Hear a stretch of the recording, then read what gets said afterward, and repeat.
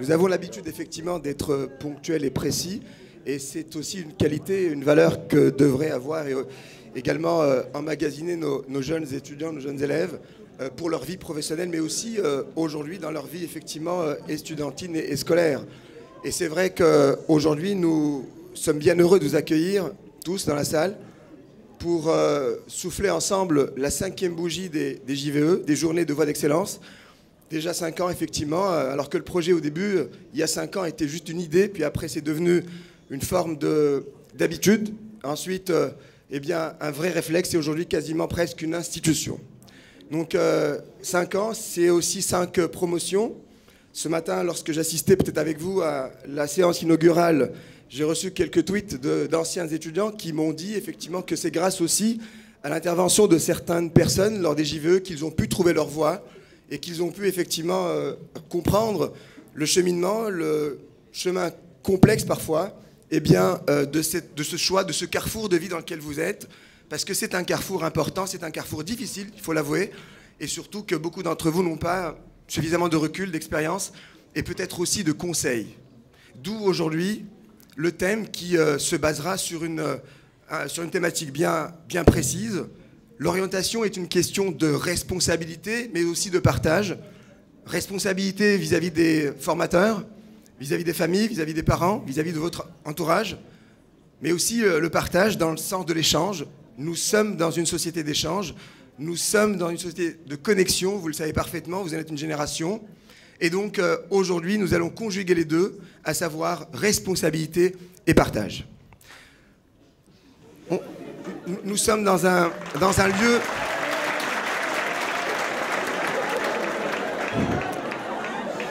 Nous sommes dans un lieu, s'il vous plaît,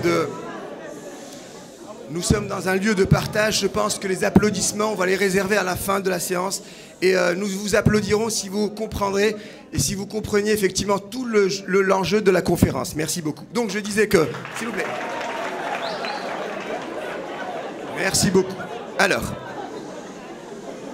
Lors de cette conférence qui aura pour thème eh bien, les métiers du management et de gouvernance, nous avons l'honneur et aussi la fierté, il faut le dire, parce que nos invités qui ont souvent été très bons progressent, nous progressons aussi parce que je vous dis, c'est une institution, aujourd'hui les JVE, et qu'aujourd'hui nous avons réussi à inviter, malgré leur emploi du temps extrêmement pris, extrêmement effectivement...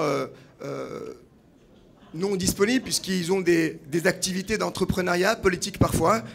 J'ai la chance en tout cas de recevoir aujourd'hui Monsieur Fawzi Chabi, qu'on applaudit bien fort par contre, et qui est vice-président du groupe Miloud Chabi. Également sur sa gauche, Monsieur Mohamed Alami Barada, qui est directeur du groupe Yasmine et également de l'association Tizi. Et Monsieur Aboubakr Jam'i, certainement beaucoup l'ont lu, beaucoup le connaissent, qui est directeur du Business International IAU College. Merci à vous d'être présents.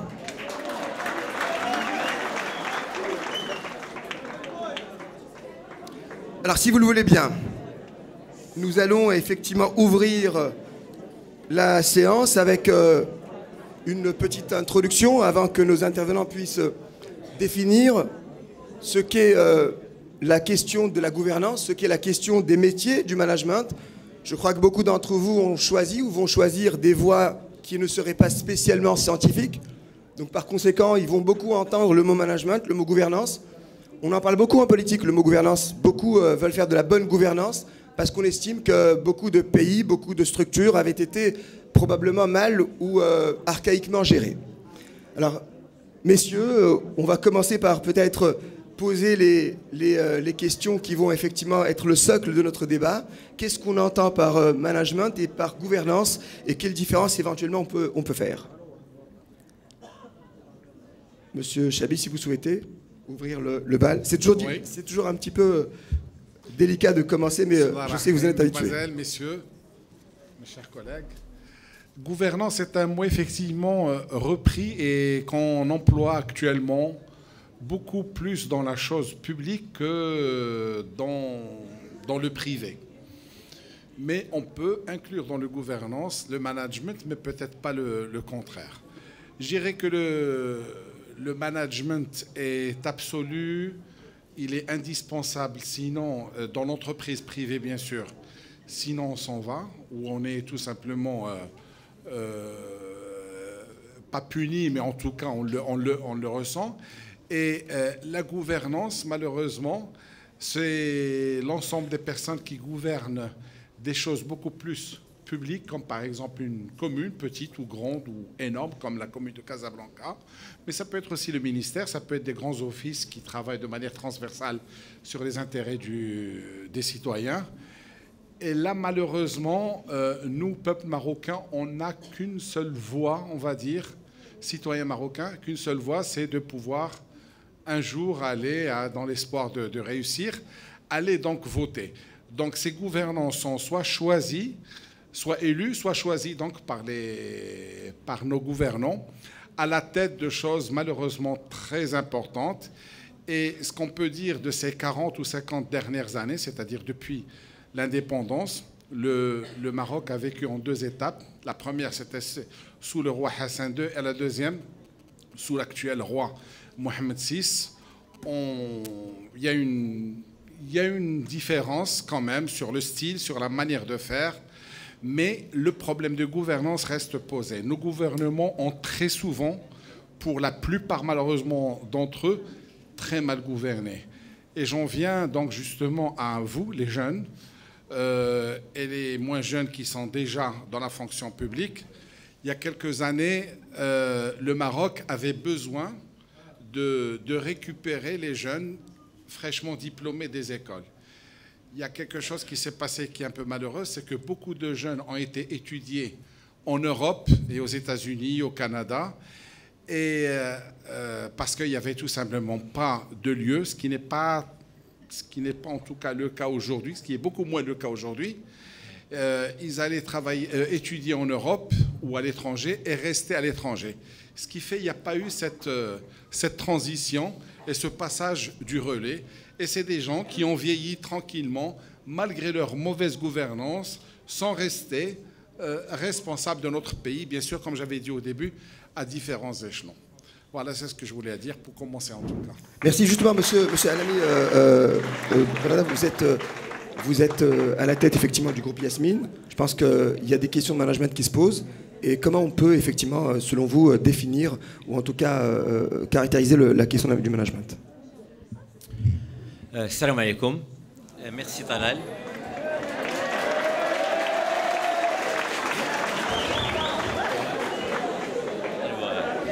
Alors, Talal et madame et monsieur Endel aussi, je voulais vous remercier pour cette table ronde, mais je regrette vraiment qu'il n'y ait pas de femmes. Parce que dans le management et la gouvernance, les femmes font du très bon travail. Il aurait dû y avoir des femmes ici. Et comme il y a des places vides, s'il y a une femme manager qui est dans la salle, je l'inviterai à venir représenter les femmes managers. Madame Endel aussi, vous pourriez nous rejoindre, ou quelqu'un d'autre. Vraiment, il faudrait qu'il y ait une femme avec nous. Est-ce qu'on peut inviter une femme manager à nous rejoindre? Est-ce que quelqu'un peut nous rejoindre, s'il vous plaît? Non. Bon, la place est libre. Pour parler de management, je vais parler d'abord de management et après de gouvernance. Je vais parler des choses simplement.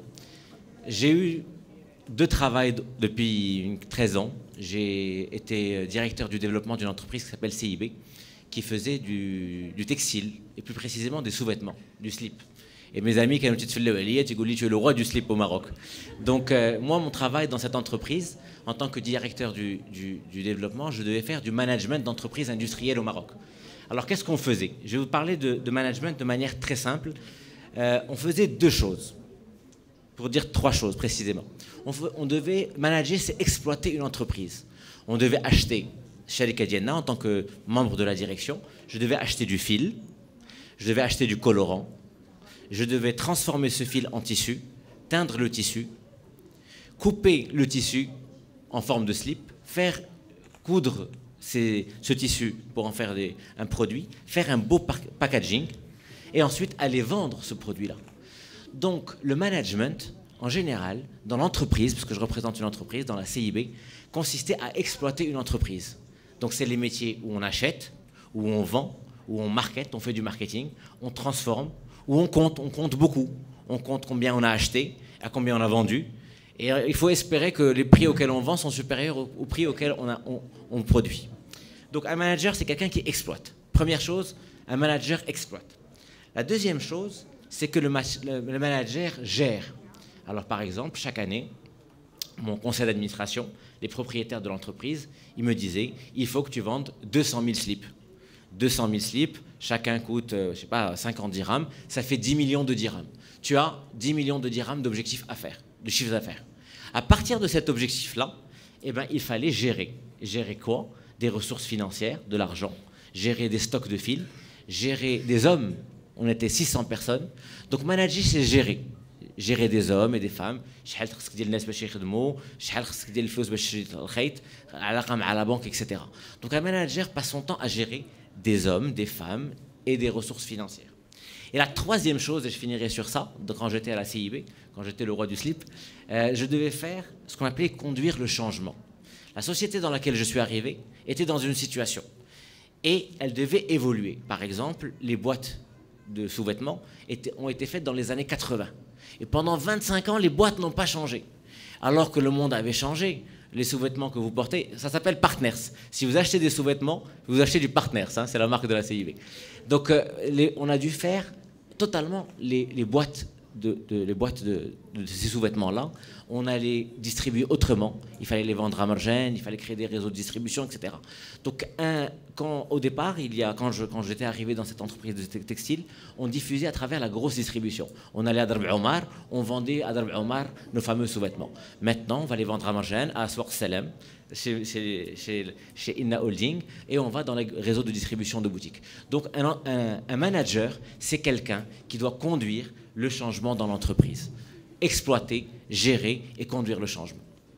Merci monsieur Boubacar Jamaï. Justement, on souhaiterait non pas revenir sur les définitions, je pense que maintenant on a réussi à définir, à quelque part cerner ces deux notions. Comment fait-on pour passer finalement de la gestion à la gouvernance? Vous êtes un homme de management mais aussi politique. Comment s'est effectuée cette exigence de passer de la gestion à la gouvernance? Et aujourd'hui, qu'est-ce que ça apporte au monde entrepreneurial?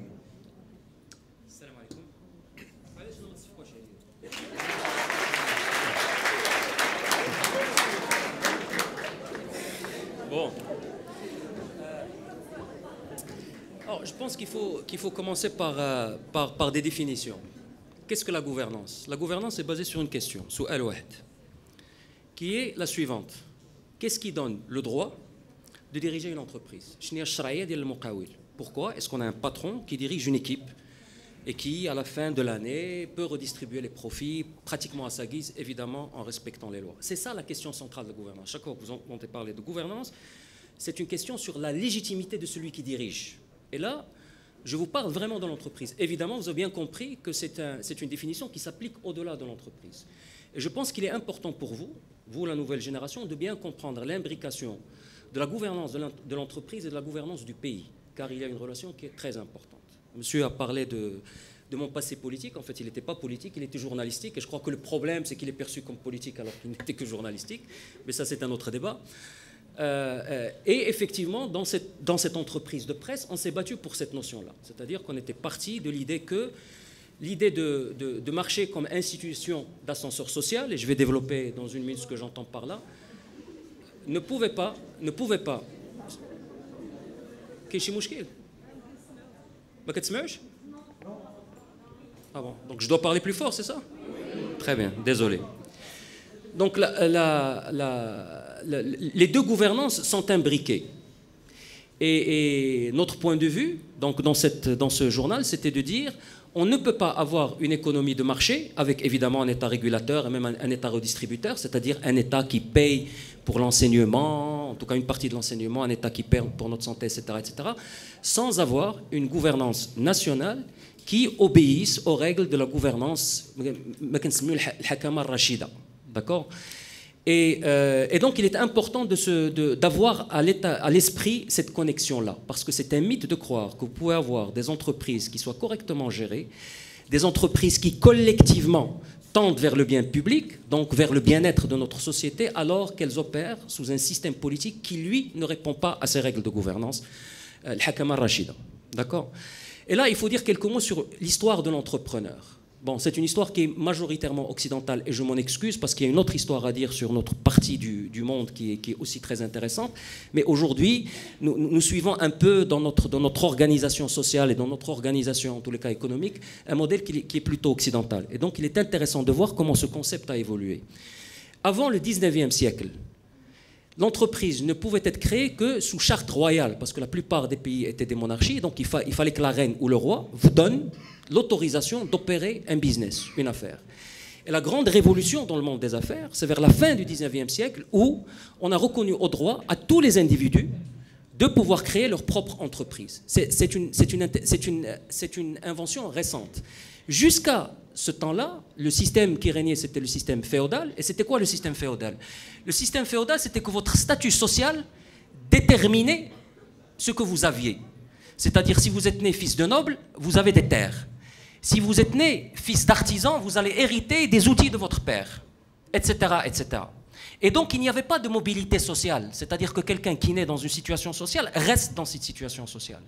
Cette équation a été changée avec l'avènement du siècle des Lumières, avec l'avènement des libertés, de notions de libéralisme, en fait, elle s'est inversée. C'est-à-dire qu'en fait, c'est votre travail qui déterminait votre statut social. Et ça, c'est la grande révolution du 19e siècle. C'est votre travail qui détermine votre statut. Ça veut dire quoi? Ça veut dire la mobilité sociale. Ça veut dire que vous pouvez naître dans un bidonville, je parle d'aujourd'hui, et que la société vous donne les moyens d'acquérir certaines connaissances, d'acquérir certaines techniques, et vous pouvez socialement monter les échelles.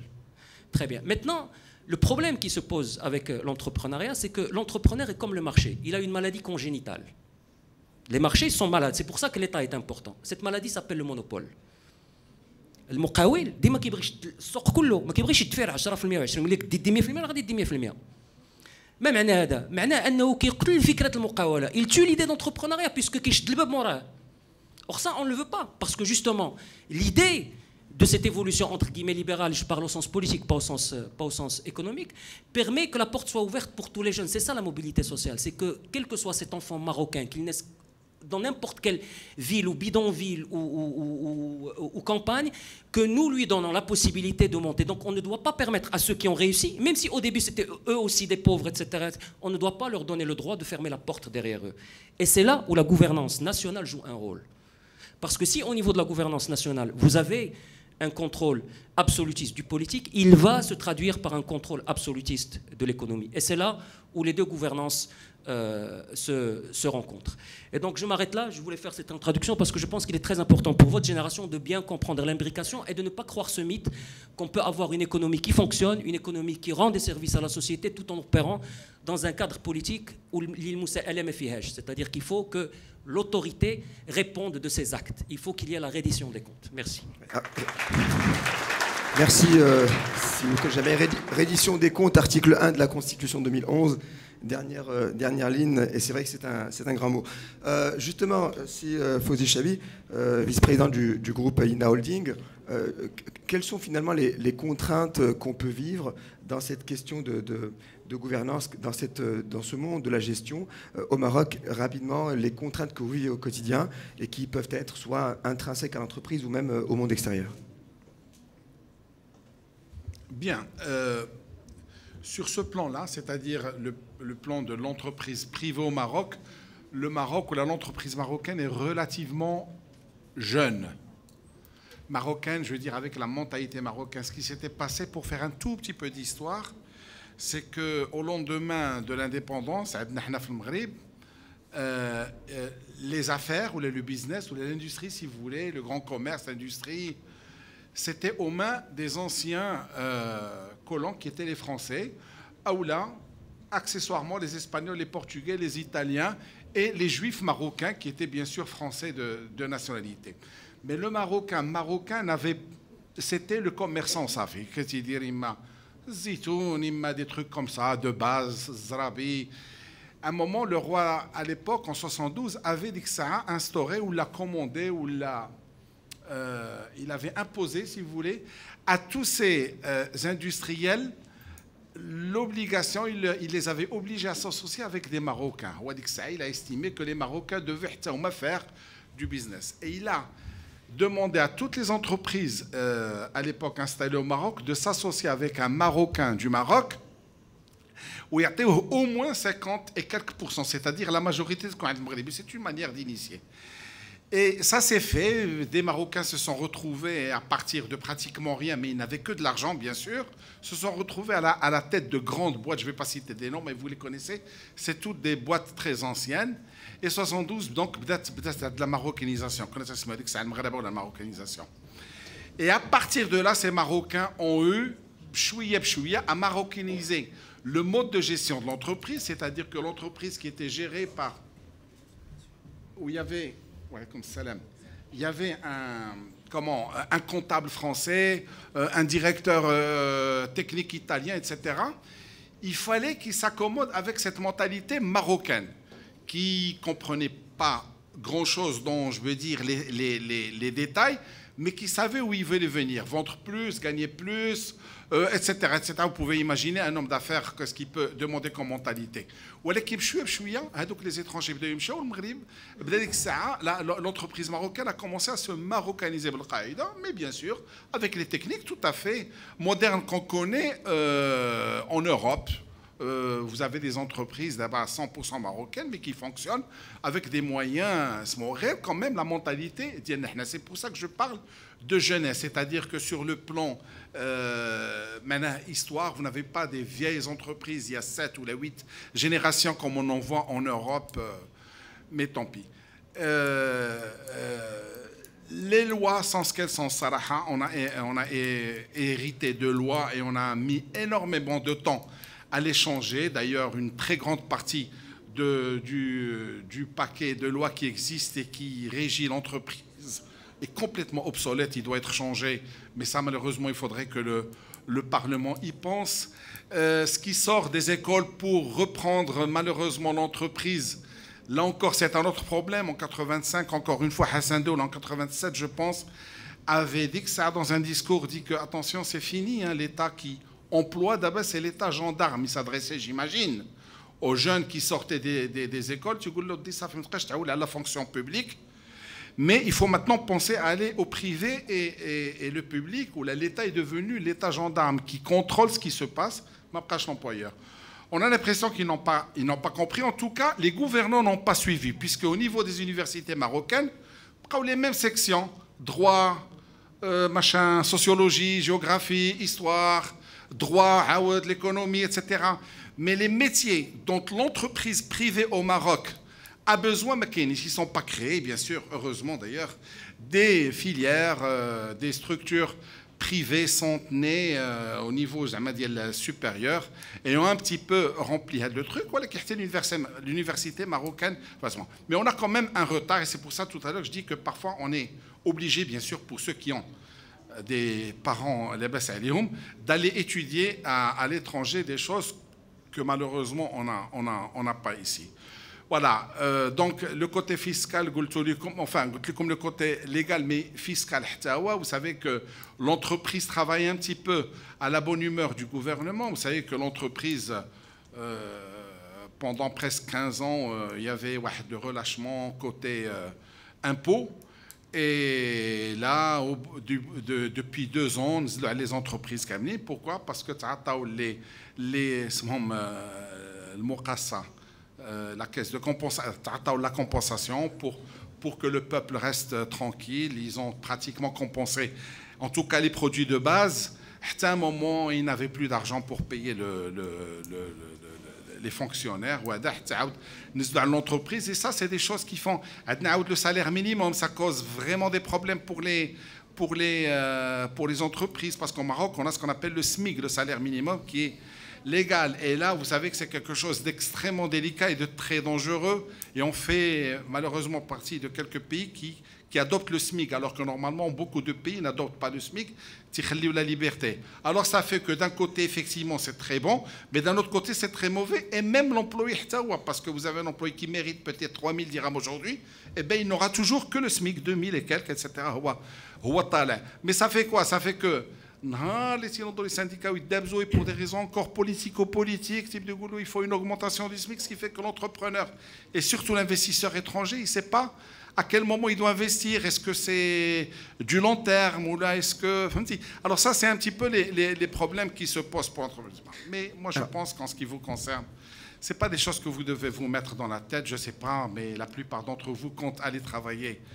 Dans le privé, moi, ce que je vous dis, c'est que vous allez vivre une jeunesse, Inch'Allah, jusqu'à l'âge de 30 ans. Vous allez surtout apprendre l'immersion et après vous adapter. Et après, ce sera à vous, Inch'Allah, de changer quand vous aurez des postes de décision. C'est à vous de changer le visage de l'entreprise et surtout l'environnement de l'entreprise marocaine. Alors, on va y arriver, Chabib, merci pour votre réponse.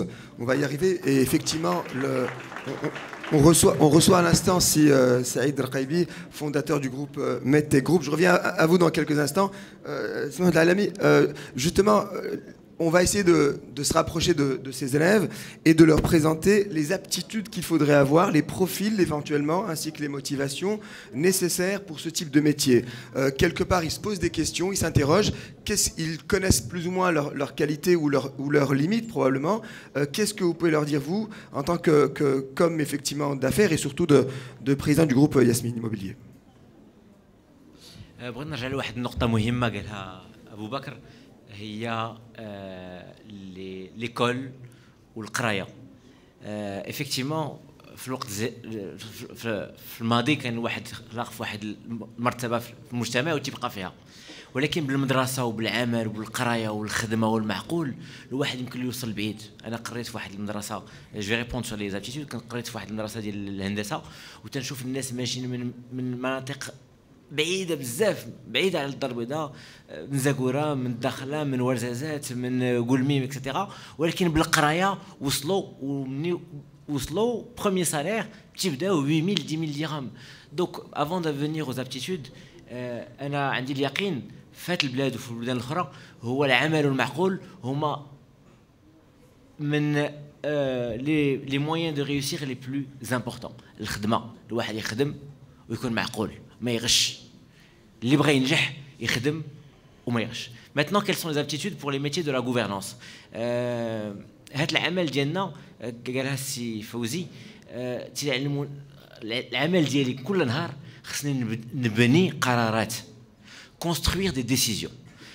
هاد في ياسمين مثلا هاد الارض خصني نشريها ما نشريهاش، هاد الموبل خصني نبنيه ما نبنيهش، خصني نبيع بهذا الثمن ولا هذا. العمل ديالنا هو بناء القرارات. وباش نبنيو هاد لي ديسيزيون خص يكون عندنا دي زابتيتود. شنو هما؟ اولا لي كاباسيتي ديكوت. خص ان ماناجر ان غوفرنون يكون شي واحد يعرف يسمع وعنده واحد الحساسيه واحد القابليه باش يسمع شنو كاين في المحيط ديالو، يسمع اللي شو نابيل لي سينيو فابل. Qu'est-ce qui se passe? Est-ce qu'il y a une crise qui va arriver? Est-ce que le pétrole est monté? Est-ce qu'il n'est pas monté? Est-ce que les Marocains veulent des appartements? Est-ce qu'ils veulent des appartements de 60 mètres carrés ou 100 mètres carrés? Donc, première aptitude, une bonne capacité d'écoute, une bonne capacité d'analyse. Et pour ça, pour faire simple, il faut être assez bon. Il ne faut pas être excellent. Il faut être assez bon en maths, en physique. Il faut être capable de récolter beaucoup de chiffres et de les analyser. Il faut être bon, assez bon. Il faut être, bien sûr, dans les métiers du management, quelqu'un qui communique bien. On doit savoir نعبروا على واحد الحاله ديال الشركه اللي فيها ونعرفوا نبيعوا هذا المنتوج اللي عندنا. الا كان سليب بارتنير ولا كان ابارتمون ياسمين خصنا نعرفوا نبيعوه ونعرفوا نسوقوه. دونك يفو افوار دي كاليتي دو بريزونطاسيون تكون بالعربيه ولا بالفرنسيه ولا بالانجليزيه. اللغه مهمه ولكن الواحد ما خصوش يحسب راسو واحد ما تيهضرش الانجليزيه ولا ما تيهضرش فرنساويه، هذا راه حاجز في لا كارير ديالو. دونك لي زابتيتود، bonne capacité d'écoute, être assez bon dans les matières scientifiques, être assez bon voire très bon dans les matières d'expression orale, les sciences humaines. ولكن تنرجع الله يخليكم للنقطه اللي قال سي ابو بكر، هي المدرسه هي وسيله النجاح والعمل والمعقول هما اللي تنجحوا. دونك qu'il fasse de la gouvernance, de la médecine, de l'art ou autre chose, المعقول والعمل. Merci Souhaib Brada. On va accueillir aussi l'intervention aussi de Saïd Al-Khaïbi. Justement, vous êtes fondateur de Medtech Group, qu'est-ce que vous pouvez effectivement de quelle manière on peut éclaircir la question concernant les aptitudes dans ce monde de la gouvernance, de la gestion, quelles ont été vos difficultés au départ et puis comment vous entreprenez la conjoncture aujourd'hui? Bonjour. بالنسبة لي أنايا comme on dit, en fait, tous les chemins mènent à Rome.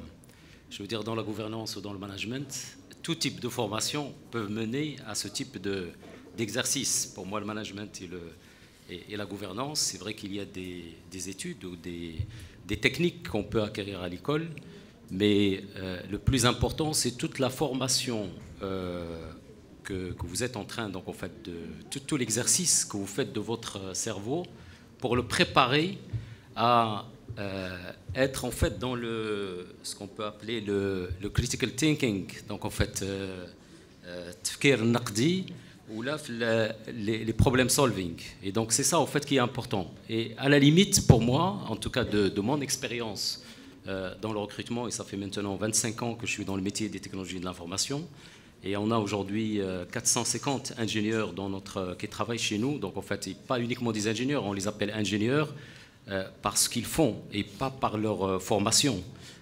Très souvent, on se rend compte qu'il y a des gens qui ont des diplômes d'ingénieurs et qui ne réfléchissent pas comme un ingénieur, parce qu'il y a une manière donc, en fait, de réfléchir, et on a des gens qui sortent de l'université ou qui ont fait des business schools ou même des études donc, en fait, d'histoire ou des études de philosophie, et qui vont réfléchir comme un ingénieur. Pas dans le sens technique, mais dans la manière avec laquelle ils abordent en fait les problèmes, la manière avec laquelle ils apportent des solutions, la manière avec laquelle ils font évoluer leur entreprise. Et ça, c'est beaucoup plus important. C'est pour ça que moi, en tout cas, donc en fait, et j'ai dû me pencher aussi sur cette question-là, parce que j'ai des enfants qui ont votre âge et plus âgés, et qui sont donc en fait passés par cette phase de choix, quelle orientation, quoi faire après le bac. Où j'ai un garçon qui actuellement qui passe le bac donc en fait cette année, et ces questions-là on se les posait et on a partagé sur ça. Moi la conclusion à laquelle je suis arrivé, c'est que prenez donc en fait les orientations qui privilégient les matières que vous aimez travailler et les matières sur lesquelles vous allez exceller. Maintenant, ne négligez pas, parfois on peut avoir des aptitudes dans un certain nombre de matières, mais qu'on n'aime pas faire. Eh bien, ne laissez pas tomber ces matières-là parce que vous avez en fait des aptitudes là-dessus. Et je pense que votre réussite va découler de là où vous allez donc en fait exceller, et par la suite, les voies maintenant en domaine après le bac. Il y a tellement de chemins possibles, et on a vu tellement de chemins dans les recrutements qu'on fait. Et quand je dis en fait on a aujourd'hui 450 salariés, ça veut dire qu'on a recruté des gens donc, en fait, qui sont rentrés chez nous, qui sont partis, qui sont 2000 ou 3000 personnes sur les 25 ans. Et j'ai vu donc en fait des chemins incroyables. Des architectes qui sont patrons donc, en fait, chez nous d'une filiale très très technique. Des gens qui ont fait des études d'économie, qui managent donc en fait des ingénieurs et des projets techniques, et aussi le contraire. Donc en fait des ingénieurs qui aujourd'hui font de la finance ou sont dans la gestion donc en fait des entreprises ou dans la gouvernance d'entreprises. Donc c'est pour ça que en matière de gestion, en fait en gestion pour moi et gouvernance, c'est surtout d'abord cette capacité justement à être critique, à challenger, donc en fait à challenger les idées donc en fait des autres pour faire évoluer les choses et être à la recherche de solutions. Et c'est exactement ce qu'on apprend à l'école et ce qu'on doit donc en fait apprendre, et notamment justement dans des matières où on va apprendre comment raisonner. Et le raisonnement n'est pas uniquement... Moi, je suis de formation mathématique, hein, donc en fait de formation, pardon, mathématiques de force. J'ai fait un bac mathématiques et techniques, donc dans un lycée marocain qui s'appelle Al-Khawarizmi. Et après, donc en fait, j'ai fait des classes préparatoires et je suis parti dans une école d'ingénieur. Et j'ai fait donc en fait quelques études dans des business schools pour compléter, donc en fait, pas pour compléter ma formation tout de suite, mais une fois que j'ai commencé à travailler, j'ai continué donc en fait à faire quelques formations en parallèle. Donc il y a toujours ces possibilités-là, Et les mathématiques, bien sûr, apprennent donc en fait ce type de choses, mais il n'y a pas que les mathématiques qui apprennent ce type de choses. La philosophie apprend aussi ce type de choses, l'histoire apprend ce type de choses, l'économie, on apprend aussi beaucoup je dirais d'outils et de capacités à faire ça. Et après, voilà. Donc en fait, je vais être peut-être un peu à la, pas en contradiction, mais par rapport à je suis vraiment désolé, j'étais pas là au départ, donc en fait j'ai pas suivi le, voilà. On va laisser effectivement si Boubacar Jameh réagir, et ça sera une réaction par rapport à ce qui a été dit, mais j'aimerais, et c'est l'objet aussi des JVE, que vous réagissiez, chers élèves.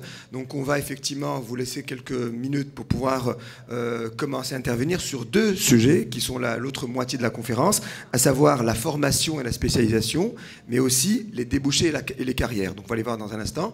À vous de commencer probablement à réfléchir, comme ça il y aura une meilleure interaction avec le public. Oui, allez-y. J'ajouterai juste une chose.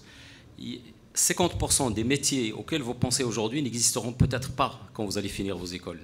Et il y aura des métiers auxquels vous ne pensez même pas aujourd'hui qui vont exister quand vous allez finir en fait vos études. Donc pensez à ça. Merci. Justement, si Boubacar Jameh, vous êtes directeur effectivement du School of Business International IAU College. Vous managez des étudiants, des carrières, des formations. Justement, quelles sont les voies de formation qui s'offriraient quelque part pour ce domaine? On commencera par votre intervention, ensuite on attendra les réactions du public.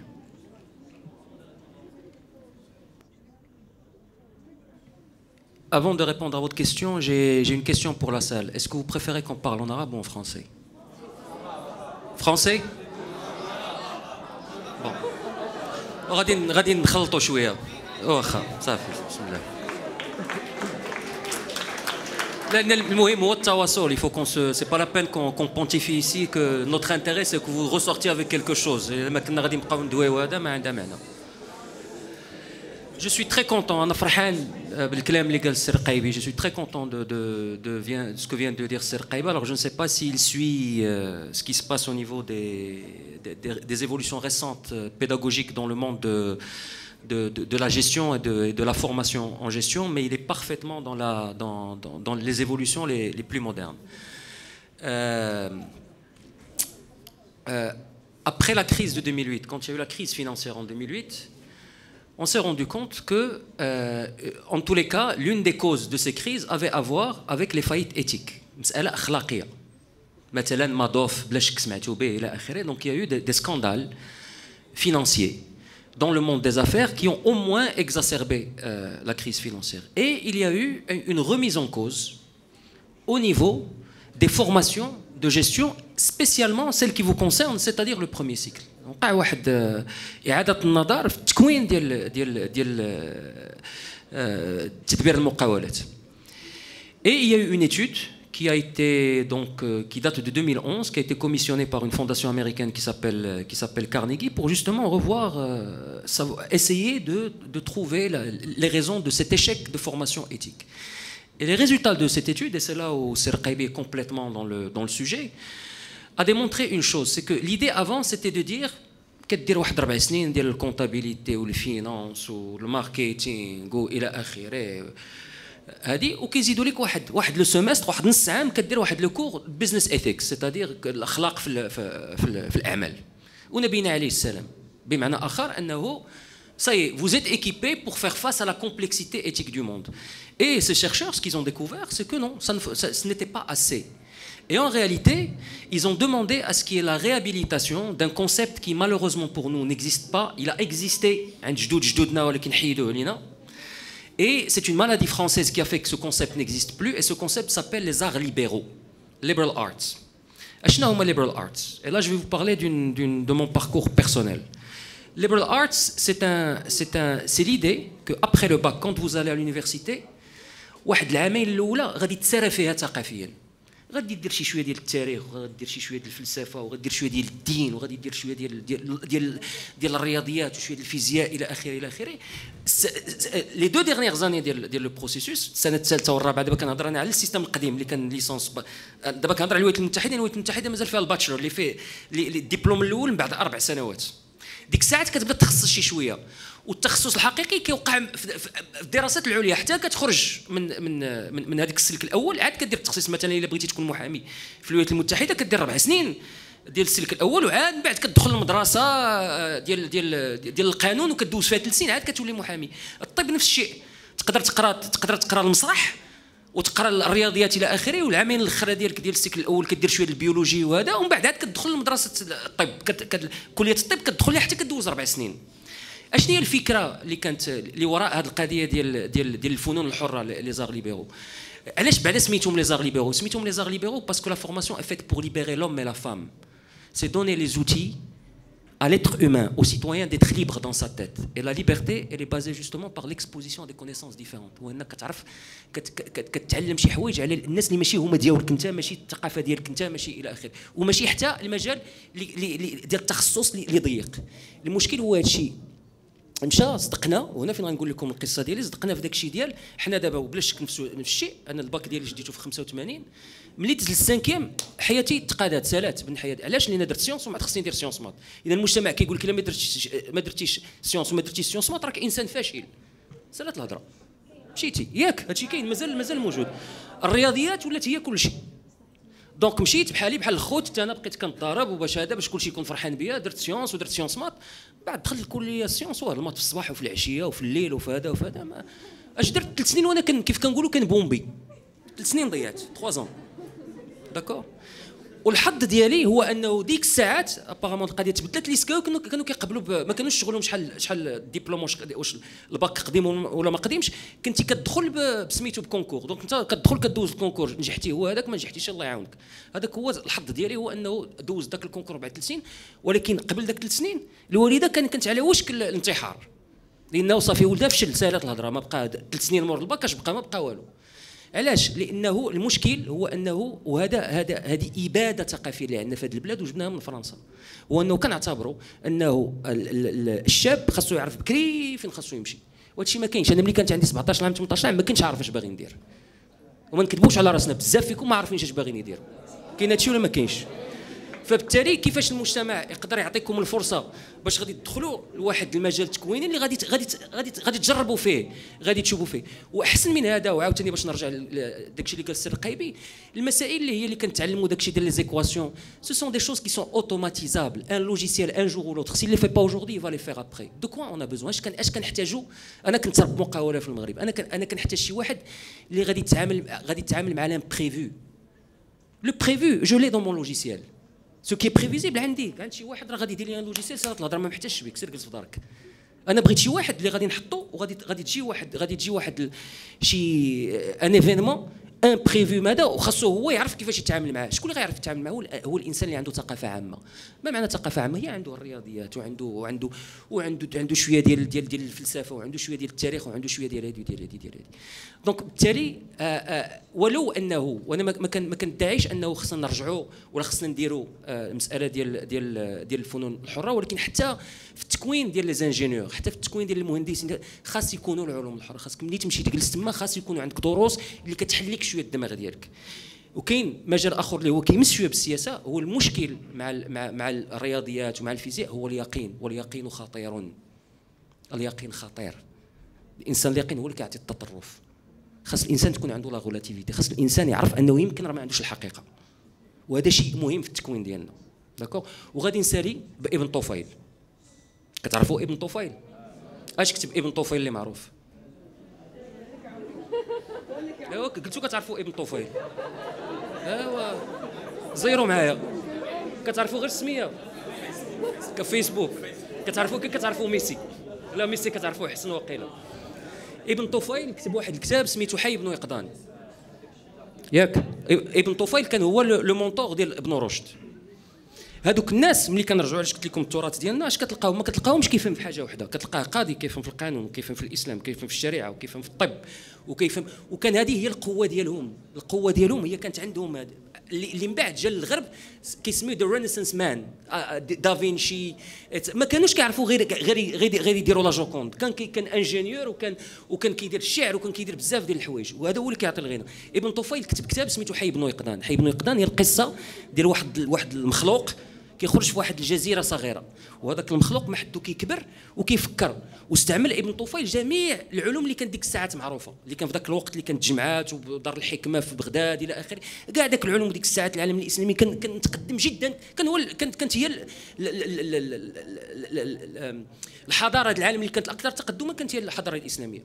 فجمع كاع داك العلوم واستعملها في القصه ديال هذاك الطفل اللي غادي يكبر، ذاك المخلوق الى اخره، بالعلم. داكشي كلشي علمي، كيفاش خرج وكيفاش دار وكيفاش كيتعامل مع النبات وكيفاش هذا وكيوصل دابا هو لوجود الله بالعقل، باستعمال العقل. داكوغ. الكتاب سميتو حي بن يقظان. هذاك الكتاب ترجم في انجلترا في اواخر القرن 17، واواخر القرن 17 في انجلترا تم النهوض ديال الفلسفه الليبراليه. ويقال ان جون لوك اللي هو الفيلسوف الاول من ناحيه ديال التنظير في الليبراليه والفلسفه الليبراليه قرأ كتاب ابن طفيل. يقال لانه كتاب ابن طفيل، وهذا معروف 100%، كان ان بيست سيلر في لندن في اواخر. كان من الكتب الاكثر انتشار في لندن، الترجمه ديالو باللغه الانجليزيه.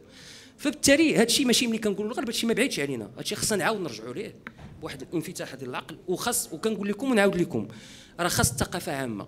راه داك الشيء اللي كنعرف المات صافي ما مشغوليش في هذا، راه ماشي داك الشيء اللي غادي نحتاجوه، وماشي داك الشيء اللي غيجعل شي واحد بحال السر القيبي انه غادي يخدمكم، لانه في حاجه سوق الشغل في حاجه للناس اللي عندهم هذيك القدره باش يتعاملوا الاشياء الغير المنتظره. وشكرا. ميرسي سي جامعي. وي دو مو بور كومبليتي سكادي ابو بكر. الله يخليك، واحد النقطه مهمه جدا.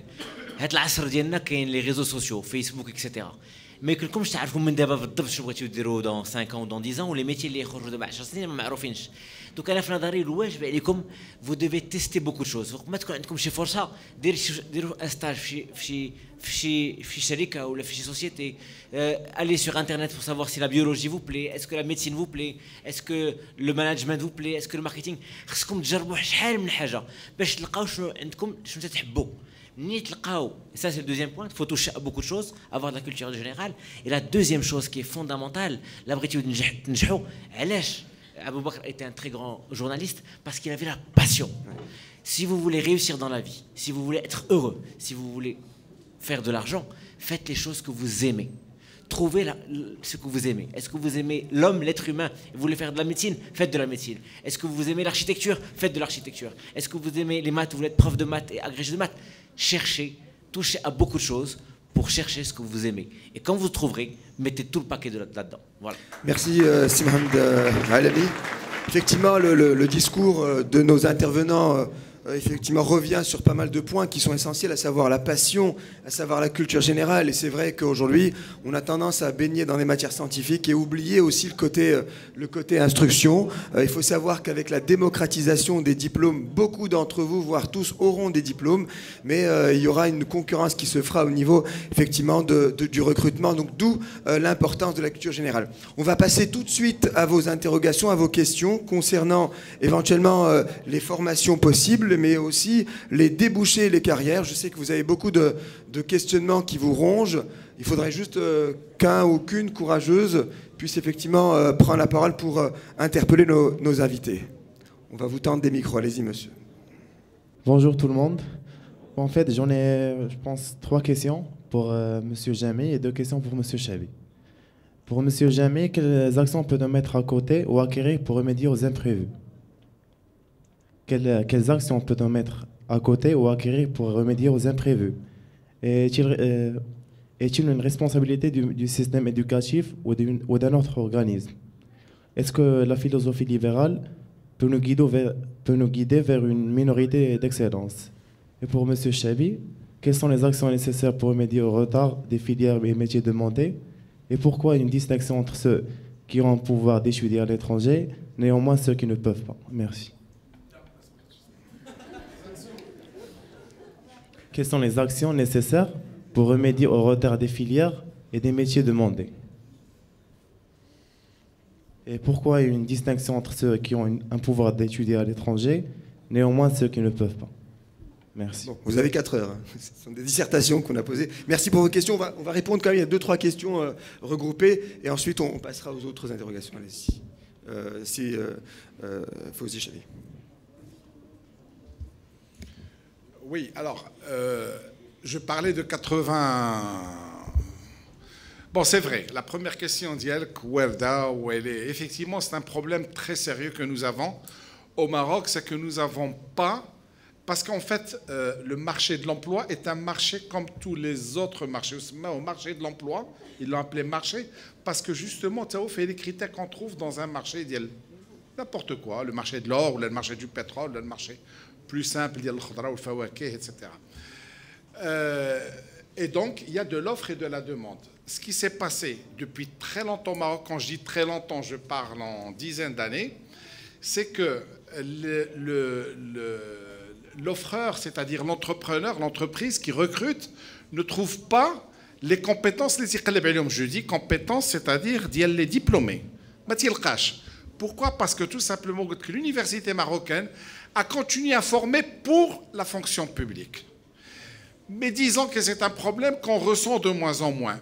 D'un côté, de l'autre côté, disons que, enfin, il y a le truc et il y a des choses qui sont en train de faire. Il y a eu l'action d'Yaldrij Tolled Krobelkher qui avait créé le projet 1000 ingénieurs, je crois, c'est-à-dire l'idée de former 1000 ingénieurs chaque année. Il y a eu l'initiative privée aussi qui a beaucoup investi dans la formation, c'est-à-dire qu'on a les gens pour investir. Il y a énormément d'écoles d'abord françaises qui arrivent au Maroc, je dis françaises et vous allez comprendre pourquoi, qui arrivent et qui créent, c'est-à-dire centrale, c'est-à-dire les ponts chaussés, donc leur filiale pour justement répondre à cette lacune. Pour la deuxième question, qu'est-ce que vous voulez? Enfin, les Français, la faculté, d'ailleurs, il n'y avait même pas les écoles. Parce que j'ai quand même 57 ans, je ne suis pas jeune. À l'époque, c'était un peu au lendemain de l'indépendance. Il y avait il y avait pratiquement rien. Il y avait quelques petites écoles publiques, pratiquement. Bon, Casa, je ne sais pas, mais maintenant, il y avait une école publique. Mais sinon, que nous, les Français, etc. Donc, et après, il fallait construire dans les écoles pour que tous les enfants des Marocains puissent aller à l'école. Et ensuite, il y a eu la construction des universités. Entre-temps, on a le bac parce que les lycées que nous avons, c'est un lycée excellent et puis extrêmement légendaire, extrêmement connu dans le Maghreb d'Albaïda. Après Ibn Toumer, je vais dire le واحد. هذا ما يدير.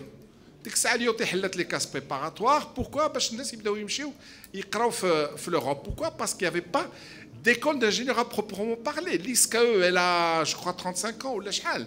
C'est relativement récent. Le NCG, c'est moins de 10 ans. Vous voyez, donc le Maghreb a تحرك. Donc à l'époque, eh ben c'est vrai que الواحد ما تيدير لا فاك الا كان والديه ما يخلصوا ليه اولا تيمشي يقرا في l'Europe. Mais maintenant, de toutes les manières, واخا والديك عندهم الفلوس, c'est quasiment pas impossible, mais presque impossible en tout cas, باش واحد يمشي لفرنسا, vu que les Français, فلوس ناب كلشي يقول الله يخليك جلس في بلادك صافي, j'en ai marre parce que من بعد تبقى جالس لي هنا تخدم هنا تبقى تاكل le pain des Français, etc.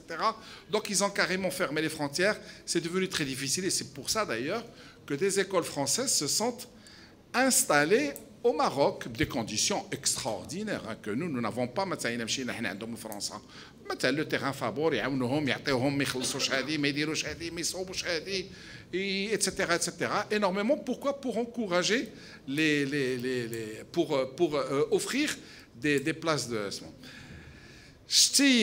Charlemagne نهار خلق l'école, il l'a pas créé pour que ملي تخرج من l'école تمشي تخدم. À l'époque, le problème de l'emploi ne se posait pas. Aujourd'hui, on va à l'école et surtout, plus on va à l'école, plus trouver. C'est-à-dire que le petit bonhomme de 7-8 ans,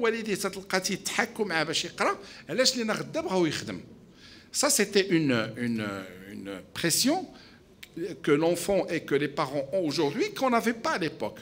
كان يما مرفع عنده le précepteur تيجي للدار يقري, يا اما après il y a eu donc l'école qui a créé وتيقرا كلا في سبيل الله. C'est vrai qu'à votre âge, là, à l'heure qu'il est pro-bac, مثلا, ou les 2 années avant le bac, vous avez à peu près une idée sur ce que vous voulez faire. Et là, je vais, sans votre permission, répondre un peu à la question que vous avez posée tout à l'heure. Vous avez à peu près une idée. Mais c'est très important de faire ce qu'on a vraiment envie de faire.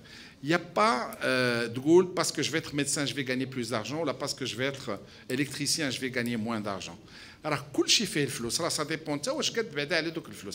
C'est votre mentalité qui vous dicte où vous allez étudier. Et les études longues, ce n'est pas forcément une bonne chose. Ce n'est pas parce que vous n'avez pas fait des études longues que vous n'allez pas vous faire du fric. Mais le bête. Facebook,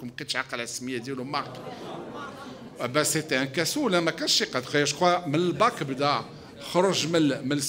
mais c'est vrai qu'après, ou la Jobs, etc., c'est des gens qui ne sont pas allés très loin dans les études, mais qui avaient une force, l'initiative de devoir réussir. Et c'est vrai qu'après, c'est tout à fait simple de s'entourer de techniciens, etc.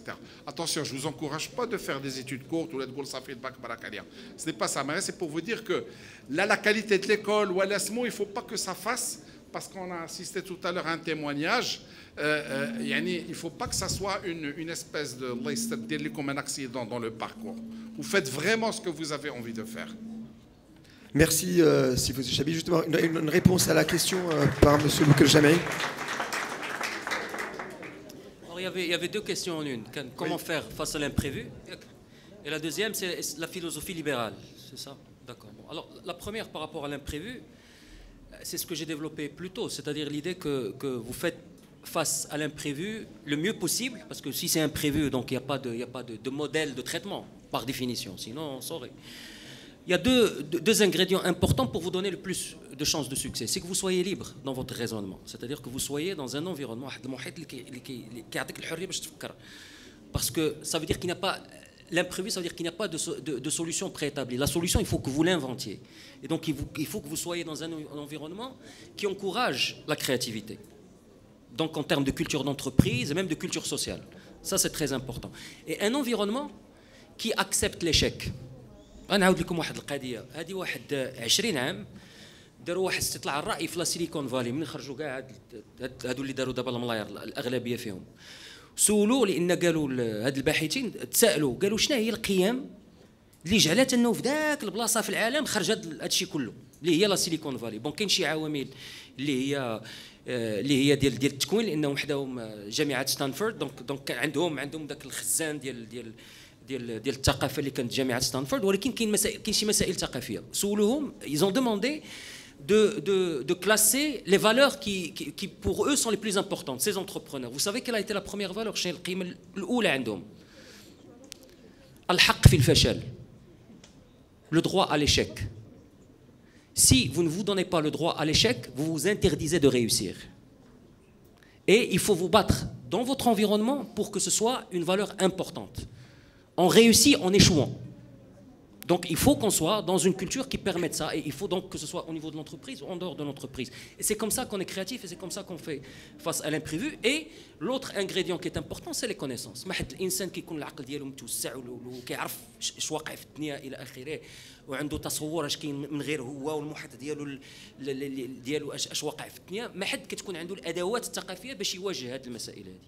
السؤال الثاني ديالك ديال الفلسفه الليبراليه وغادي نجاوب شويه سي فوزي ملي هضر على لو سميك على اي مجتمع عنده جوج ديال الاهداف متناقضه اي مجتمع تشد اي مجتمع كيحاول يوصل جوج ديال الاهداف اللي هي متناقضه الهدف الاول وماشي بجوج مهمه ماشي واحد احسن من الاخر جوج في نفس دونك deux objectifs un objectif c'est la liberté individuelle qui veut dire permettre à l'individu de s'enrichir matériellement ou intellectuellement, de s'épanouir. C'est pour ça que moi, je ne mets pas l'accent que sur l'aspect matériel. Il y a d'autres gratifications dans la vie que d'avoir beaucoup d'argent, que d'avoir un super salaire. D'accord? Et ça aussi, c'est important. Une vie bien remplie, ce n'est pas une vie où on gagne beaucoup d'argent nécessairement. Donc, d'un côté, il y a cet objectif-là. C'est que je veux permettre, moi, imaginons que je suis là, أنا والمجتمع المغربي, بغيتكم كلكم كل واحد فيكم نعطيه الأدوات باش يحقق الأمنية ديالو. داكور وعندي هدف اخر باش نكون مجتمع يحترم هو انه الناس اللي ضعاف عندي بكل معنى الكلمه ما نلحهمش في جنب الطريق. C'est-à-dire il faut qu'il y ait un minimum de solidarité. Les gens qui ont un problème physique, à un moment les femmes parce qu'elles sont socialement, elles ont un problème. Les enfants, les gens âgés, etc., etc., les gens qui tombent malades, etc., etc. Je ne suis pas une société digne de ce nom si je ne mets pas en place un système qui permette à ces gens de rester des membres actifs de ma société. Donc il me faut de la solidarité. Et parfois il faut de la redistribution. Il faut de la redistribution. معناه الضرائب، هذا السيد اللي كيخلص الضريبه علاش كيخلصها؟ لان كدير بها مستشفى بنادم كيداوى، ماشي انت غادي في الزنقه وعباد الله مليوحين كيموتوا لان ما عندهمش فين يمشيو للسبيطار، ولا كتوقف في الفروج انت ضارب الملاير مع راسك كيجي ولدك دوك ولدك يمسح لك الباربريز. اش من عيشه هذه؟ ماشي عيشه لهذاك الطفل، ولكن حتى انت راه ماشي عيشه بالنسبه لك. دونك كيفاش كدير كمجتمع باش هذاك الطفل حتى هو بحال ولدك يمشي للمدرسه؟ دونك علاش متناقضه؟ لانه الا مشيتي مع داك اذا شديتي غير الهدف الاول غادي تقول ما كاين لا ضرائب لا والو. سيدي انا بغيت جو فو انسيتي لي جون ا ترافاي لو بلوس دو سو فير بلوس دارجون ديفينير مليونير، لو ريست جو مون فو. واللي ما قلتش سي لا لوا دو لا جانغل. حنا في الداروينيزم هادشي ماشي سميتو، فهمتيني؟ الا مشيتي للجانب الاخر ديال لا خصني كلشي يقرا بزاف وكلشي يداوى بزاف وكلشي سميتو هذا غادي عاوتاني غادي الضرائب كثيره بزاف. دونك كاع جميع المجتمعات ما كاينش مجتمع واحد اللي كيمشي في جانب واحد وما كيعالجش الجانب الاخر. الفرق ما بين المجتمعات هو كل واحد كيلقى واحد التوازن اللي مختلف شي شويه، كيعطي شي شويه بزاف لهادي وشويه بزاف لهادي الى اخره. ولكن مهم انه الجانب الثاني ديال التضامن الاجتماعي يكون ملي كنقولوا له سميك. علاش؟ لانه كاين ما كتعرف كي داير الدار البيضاء. هذا السيد اللي كيشد 2000 درهم كي غادي يدير؟ زعما تصور دير راسك في هذا كي غادي يدير باش ياكل. انت كتعطيه 2000 درهم ولا 2000 ولا 3000 درهم ولا هذا كيفاش سميتو؟ دونك خاصنا الا وليتوا مقاولين خاص المسائل هذه تكون في الدين ديالكم. بالنسبه دونك ملي كنهضروا على الفلسفه الليبراليه خاصنا نخرجوا شويه من هاد الالقاب ونفكروا بهذه المفاهيم هذه ديال كيفاش نجعل انه يكون الشباب ديالي والمواطنين ديالي انهم كنتيح لهم المجال باش يحققوا نفسهم pour qu'ils s'épanouissent, pour qu'ils se réalisent comme ils le veulent, comme ils le souhaitent. Et entre guillemets, quand on parle d'université, etc., on a besoin de Mkeltoum, on a besoin de poésie, on a besoin d'acteurs, on n'a pas besoin que d'ingénieurs, que de machin, etc. واش نتوما دابا براسكم اللي كتدخلوا ديالكم كتصنتوا الماتيماتيسيان اش كيقول؟ كتصنتوا للموسيقى، كتفرجوا في ميسي، والحمد لله اللي كاين ميسي وكاين الموسيقى. دونك خاصنا كيفاش ندير الميسي يكون عندي حتى انا شي ميسي هنا وتكون عندي شي مغني هنا الى اخره. سا اوسي سا اون فالور سوسيال كي امبورطون. دونك هذيك لا فيزيون داروينيان ديال لا خاص كلشي الماط والقرايه وداك الشيء ديال سميتو اللي غادي نربح به الفلوس واللي غادي نخدم به، راه حتى هو راه فيه شي اشكال. الجامعه ما خصهاش تسدد غير هاد الطلب هذا، كتشدد المسائل الاخرى، ولكن اهم شيء هو التوازن ما بين هاد الهدفين. S'il vous plaît, merci, on va équilibrer là. D'autres questions? Je sais que vous êtes la personne à nouveau. On vous tendra le micro. Y a-t-il d'autres questions, s'il vous plaît? Allez-y. Bonjour messieurs, je suis Ayman Amay, je me présente. En terminale ES, Léon l'Africain. Je voulais vous dire, c'est par exemple, si on prend mon cas, moi qui ai envie de faire des sciences politiques, j'ai eu affaire à des RH qui me conseillaient de faire commerce, parce que les sciences politiques n'étaient pas réellement considérées dans le privé, ou de les associer à une double licence, car elles n'étaient pas assez pointues. Or, c'est les sciences politiques, la gouvernance, les relations internationales qui vous permettent de bien gérer un pays, de bien gérer une entreprise, vu la mondialisation. Or, ça, c'était ma première question. Pourquoi n'aime-t-on pas, dans le monde de l'entreprise, la gouvernance ou les sciences politiques à proprement dit, nues si vous le préférez? Deuxièmement, c'est suite à l'intervention de M. Jamet, vous qui dites qu'il faut être dans un État plus ou moins social, interventionniste, qui va aider les États qui va aider les citoyens, veuillez m'excuser. Pourquoi les États sont faits de technocrates qui les dirigent quand il n'y a pas un parti politique? Alors pourquoi ne prenez-vous pas des gens qui sont du métier, qui font de la gouvernance, qui sont par exemple qui font de la gouvernance et de la médecine pour gérer les hôpitaux? C'est eux qui sauront le mieux le faire. Pourquoi ne sont-ils pas bien reçus dans le monde du travail, entre guillemets? Merci. Merci à vous. D'autres questions, s'il vous plaît? Alors, bonjour monsieur, je me présente Al-Maldadji du collège Lycée Bilia. Alors, ma question est un peu basique. Est-ce que vous pouvez être plus explicite concernant le business international au niveau des carrières débouchées au Maroc pour une personne ayant une formation en anglais? Une formation? En anglais. En anglais. Merci beaucoup. Y a-t-il des questions? On n'a pas entendu de questions en langue arabe. qui veut bien en poser?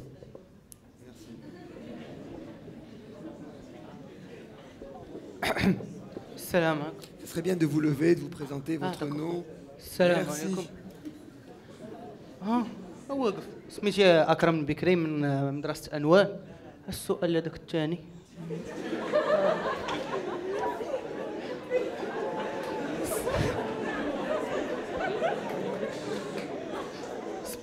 اسمح لي بغيت نقول لك دابا مثلا الا بغيت ندير دي ستاج من دابا في تيتو انتربريز ممكن ياك كيفاش زعما فهمتي ما كاستيون ياك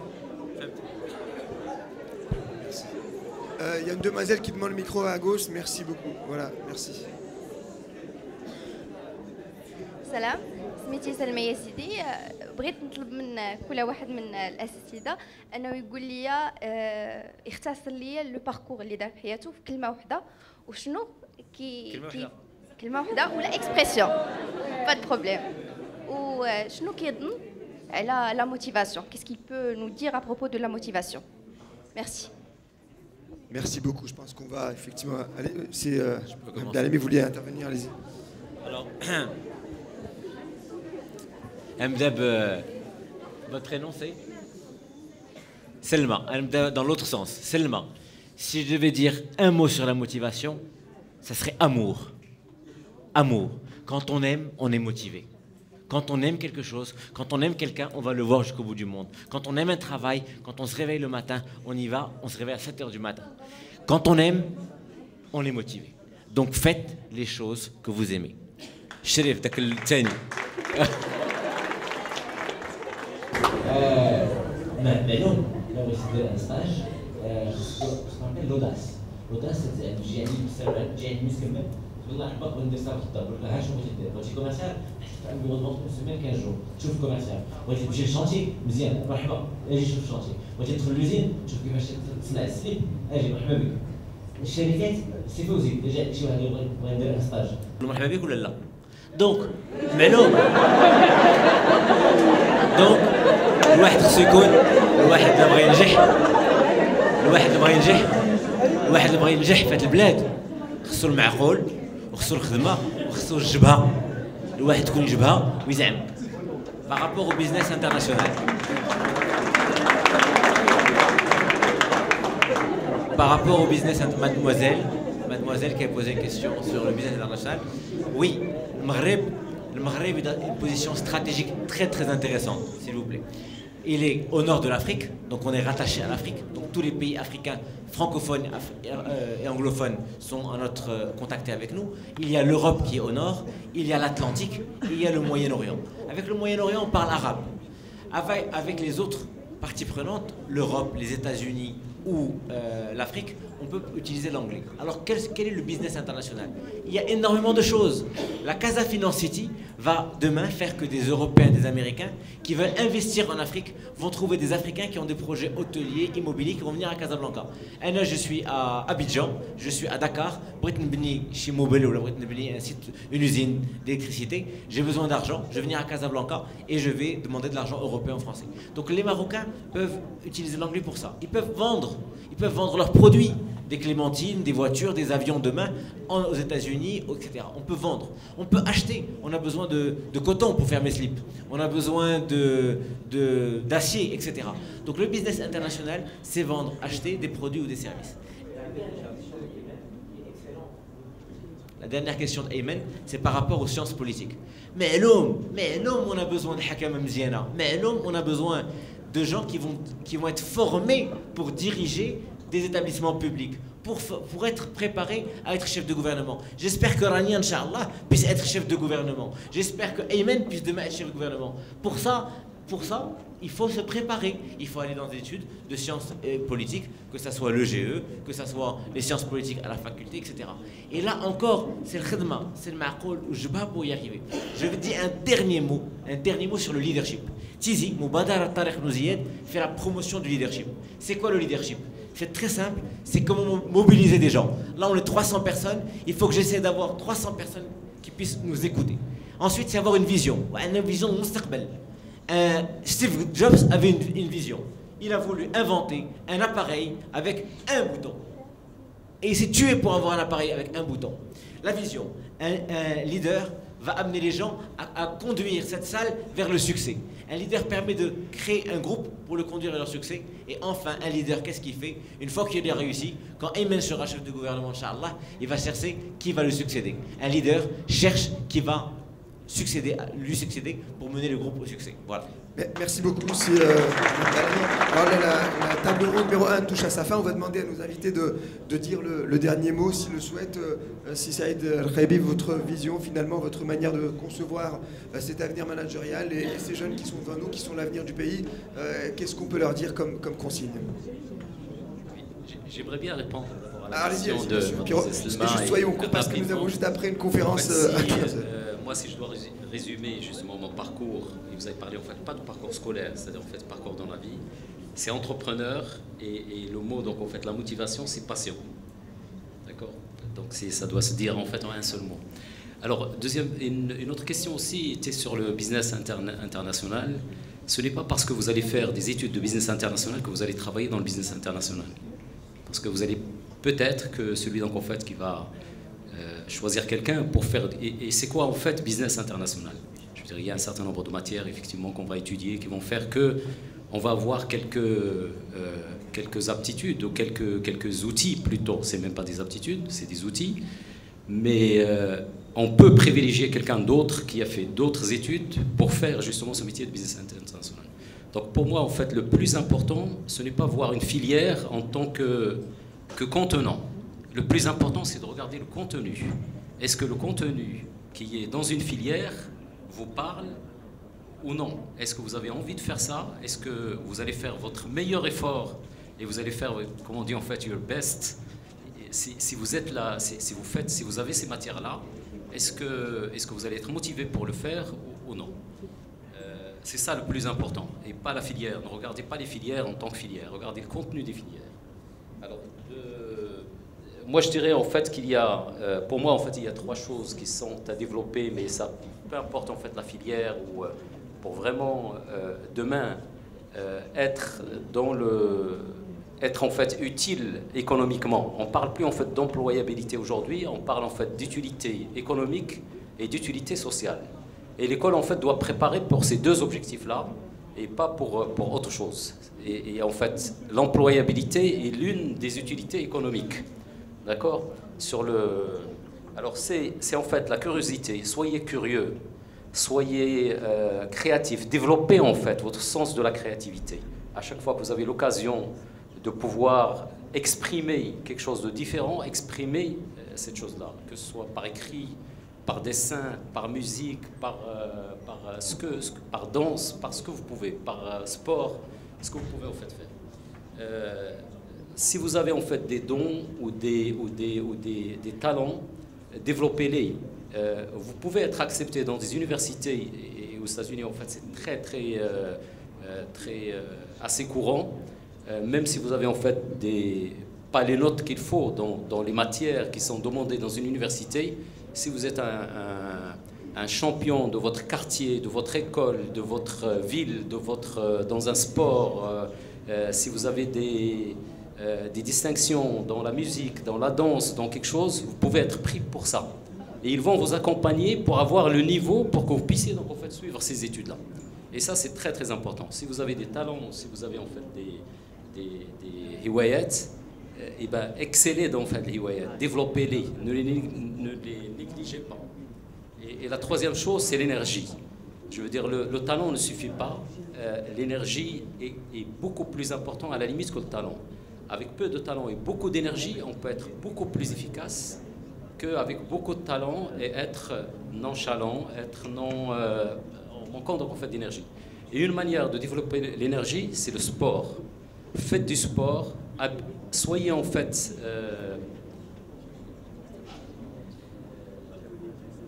devenez en fait dépendant du sport. Et le sport va vous protéger de beaucoup de choses et va vous aider aussi à accéder à beaucoup de choses. Merci beaucoup, Saïd El-Khaibi. Mot de la fin de M. Jamé. En fait, encore une fois, ce que dit Saïd n'est pas trivial du tout. Il y a une vidéo sur YouTube de TEDx, j'ai oublié le nom de la personne, c'est un professeur de Harvard. Et en fait, la récente évolution des études en psychologie démontre que ce n'est pas le succès qui apporte le bonheur, c'est le bonheur qui apporte le succès. Ce n'est pas le succès qui apporte le bonheur, c'est le bonheur qui apporte le succès. Et pour être heureux, il y a des techniques, il y a une façon de la méditation, certains diront prier, le sport qui est un élément très important, etc. Et quand vous êtes bien dans votre tête, l'horizon, le monde change pour vous. Le monde vous amène les solutions, le monde vous amène le succès. Et donc ça, effectivement, ça peut paraître trivial ce que dit Serqaibi, mais bon, c'est un entrepreneur qui a réussi. Donc il sait de quoi il parle, ça fait partie de votre hygiène de vie, la façon dont vous vous comportez quotidiennement joue un rôle dans vos prospects futurs. Donc effectivement, ce n'est pas du tout trivial, c'est même très important. Donc n'oubliez pas, c'est le bonheur qui ramène le succès, ce n'est pas le succès qui ramène le bonheur. Parce que si vous dites que le succès ramène le bonheur, il n'y a pas de limite au succès. Et donc vous ne serez jamais heureux parce que vous en voudrez toujours plus. D'accord? Donc c'est très important. Je voudrais quand même répondre à la question qui a été posée par rapport aux sciences politiques. Merci. Encore une fois, d'abord, et là aussi, moi, j'ai été sauvé par le système anglo-saxon.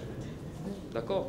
Bon, déjà l'ISKE, premier sauvetage, c'est le Maroc qui m'a sauvé, parce qu'il y avait cette chance, je crois qu'il n'existe plus, ce qui est dommage, mais j'allais faire partie de ces générations sacrifiées, de ce génocide intellectuel qui arrive dans notre pays pour les jeunes qui se retrouvent en fac parce qu'ils ne savaient pas ce qu'ils voulaient faire, ils ne foutent rien en fac et ils finissent sur le bas-côté.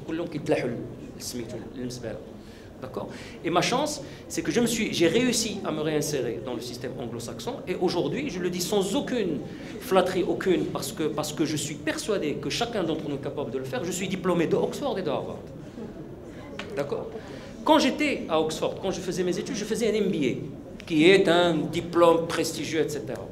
Et à Oxford, il y a ce qu'on appelle des student unions. Ils ont une espèce de syndicat des étudiants où ils organisent des débats.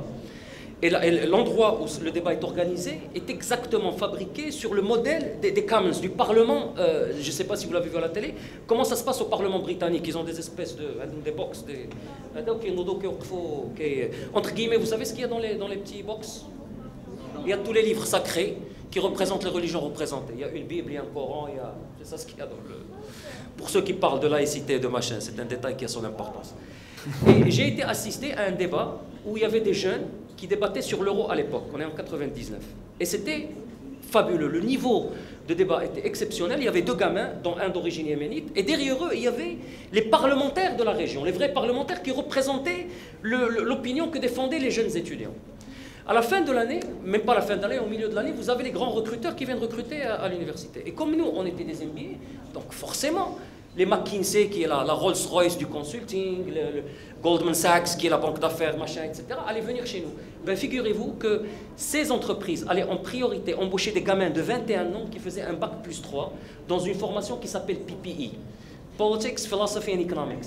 Politique, philosophie et économie. Et ils les embauchaient en priorité par rapport à nous. C'est-à-dire que nous, on attendait qu'ils finissent d'embaucher. Pourquoi? Parce que ce qu'ils embauchaient, c'est une façon de voir le monde. Il sait réfléchir. D'accord? C'est ce qui est recherché. Et ils recherchent effectivement une culture générale, une connaissance de l'histoire du monde, une connaissance d'un certain nombre de sujets qui sont dans notre vie quotidienne et qui sont très importants. Donc je réponds à votre inquiétude. C'est une bêtise de considérer que les formations, que ce soit de politique, de philosophie, etc., ne sont pas valides. Je peux vous dire, si un jour vous vous retrouvez à Oxford, vous faites ça, vous serez le premier embauché par rapport à ceux qui font des études de gestion et de finance, et c'est par expérience que je parle. Et puis, pour terminer, je veux juste renforcer ce qu'a dit Serqaibi, c'est qu'il est important, encore une fois, c'est important de réussir dans la vie en ayant un travail, en ayant un salaire. Tout cela est très important, effectivement, c'est vrai.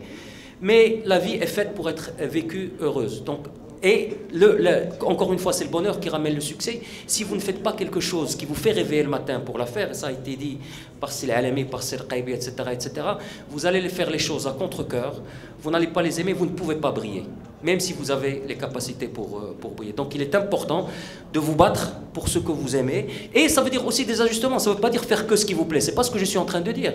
Mais il faut avoir à l'esprit qu'en fin de compte, il est important que vous soyez bien vous-même. Merci. Merci beaucoup, Sila, pour ce témoignage. C'est la même conclusion. conclusion, vous avez bien, si Fawzi Chabi, un dernier mot pour ces jeunes. Vous avez été beaucoup dans l'entrepreneuriat, vous avez été dans pas mal de présentations, je dirais, aux jeunes concernant leur métier. Qu'est-ce qu'on peut leur dire à la fin pour éventuellement leur donner espoir, sachant que le marché du travail reste un marché très délicat? Bon, j'ai beaucoup insisté, faites ce que vous avez envie de faire, et puis je voudrais être très clair. Je vais avoir une autre approche. Il y a dans tous les métiers de l'entreprise, il y a ce qu'on appelle le front et le back.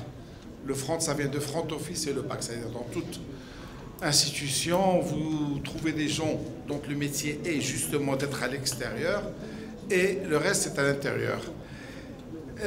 تسمعي خاص تكون جبهه ايتترا راه الا ما كانش واحد جبهي راه ما يكونش. n'essayez pas d'être جبهه pour avoir.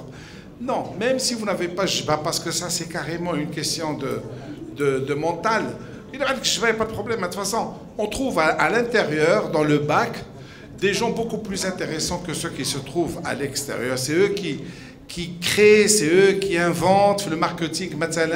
C'est eux, la DRH, les hadra.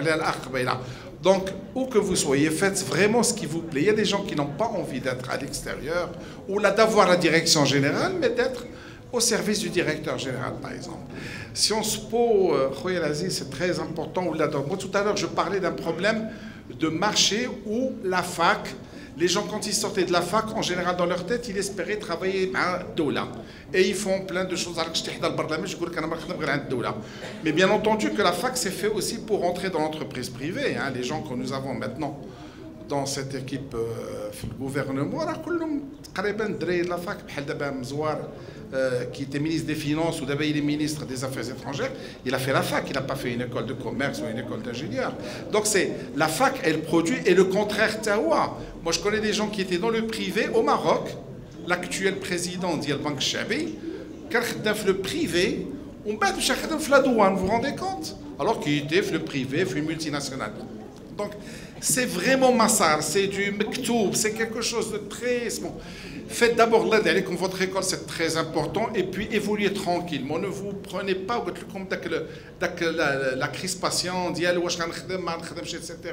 C'est sûr, en Thaïlande, ils ont le plein emploi. Pourquoi? Parce qu'ils ne pensent pas au chômage. Et au Maroc, je voudrais bien qu'on puisse arriver à ce genre de sport. Il y a d'autres choses voilà, que j'ai compris qu'il y avait malheureusement plus beaucoup de temps. Donc, je vous remercie de m'avoir accueilli si chaleureusement. Et Inch'Allah, une prochaine fois. Merci beaucoup. Merci. C'était la première table ronde de métier du management et de la gouvernance. Dans quelques instants, vers 15h, vous aurez l'occasion d'assister, pour ceux qui le souhaitent en tout cas, à une seconde table ronde concernant les métiers de la finance et de la nouvelle économie. Alors on remercie chaleureusement d'abord Fawzi Chabi, vice-président de INA Holding. On l'applaudit s'il vous plaît. Merci de rester qu'applaudir. Ensuite, monsieur Alami, directeur général de Yasmin Immobilier et association Tizi. Également Sibouka Jamei de School of Business International IAU College. Et puis Saïd El Khaibi, merci beaucoup. Vous êtes fondateur de MedTech Group. Merci beaucoup, à dans quelques instants.